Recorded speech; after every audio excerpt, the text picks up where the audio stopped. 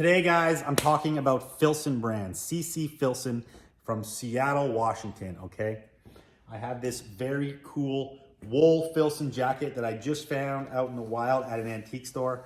Make sure you go check out antique stores. Usually it's just overpriced military and fur that nobody really wants, but I found this one there and it was a fair price, so I copped it. This one's called the Daily Driver, I believe, this style of jacket. It has these really cool D pockets, different than a lot of the Filson jackets you'll see in this wool. Really cool tag. It says 75% red. I'm guessing that means that like the color is 75% red with a little bit of black. Has these CC Filson buttons right there. Also has the classic pocket in the back, the game pocket. So this is kind of a more obscure style you don't see every day, but I will post a picture right here of a classic Mackinac Cruiser from Filson that is their more popular wool style jacket. Right here. Little history about Filson. So I believe, well, it's definitely over a 100-year-old company, probably around a 120-year-old company. And they were in Seattle, Washington. So people on in the gold rush would stop in Seattle and go to CC Filson. It would be a dry goods store that also made functional clothing for people to then, you know, make the trail with their donkey or their horses up to Alaska to go pan for gold in the gold rush in the early 1900s. And they've just been going ever since. It's such an amazing brand. I actually shop Filson to this day. They have stores, I don't know how many in how many cities, but they do have one here in Vancouver. Obviously, if you're in Seattle, you can go to their store. And I'm pretty sure they have stores in a lot of major cities right now. The stuff is so good, so quality. It's true functional clothing. If you want to talk about sustainability, I hate that word, but if you want to talk about eco clothing, buy shit that's going to last you forever. You know, I buy a pair of Filson pants and I buy their double knees. They're a good cut. I like them better than like the Carhartt double knees because they fit better. They're like not super baggy.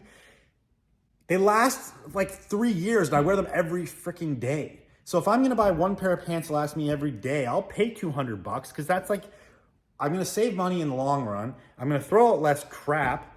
You know, you're not going to get a crotch hole in them. They just last you a long time. That's way more eco-friendly to the planet than buying cheap shit that you have to replace all the time. So think about that when you're buying product and go check out a Filson store. So Filson is also known for duck canvas. They make a ton of duck canvas hunting clothing, and now it's wax. They wax it. You take canvas clothing, like a nice hunting jacket, and you rub wax on it for the weather, for the water. I'll put a picture of one right here. Those are probably even more popular than like say their wool products. But basically those are the two main things that they're known for, is duck canvas and wool products. Very functional outdoors gear for loggers, for hunters, for miners, for people who want to look like any of those people, people that want shit that's going to last them a long time. You know, it's just, I really like it because most good clothing that you see in the world or that is out there in the world nowadays comes from functionality, invented through functionality. And this is such a good example of it. So just wanted to share that with you. Another fun fact about Filson is the coolest, oldest, most valuable piece of clothing that I ever had or ever sold was a Filson garment. But I'm not going to tell you what it was on here. Come on. You have to figure that out on your own. But anyway, Filson, if you find it in the wild, cop it. It holds its value because it's such good quality. And that's all you really need to know.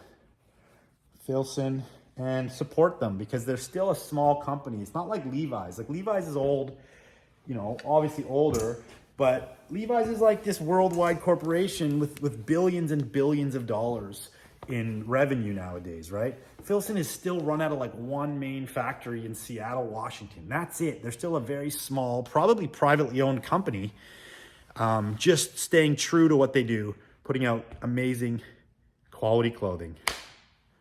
That's it for the Filson episode. Hope you liked it. Hope you learned something. If you did, please click the like button. Follow this channel. If you want to shop, FisandFrankVintage.com.